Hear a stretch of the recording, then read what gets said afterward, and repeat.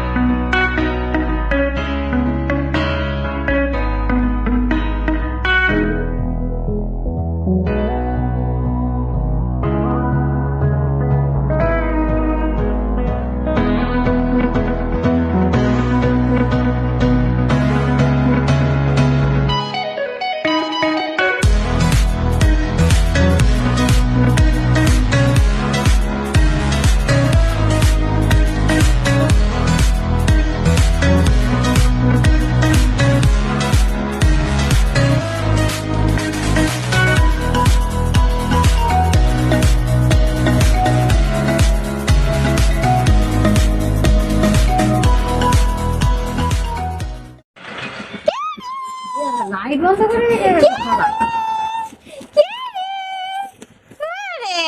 কি করেছে ঘুমটা করেছে নাকি তারপর কি হয়েছে? কি হয়েছে? তোর জন্য খেলনা আনা হয়েছে।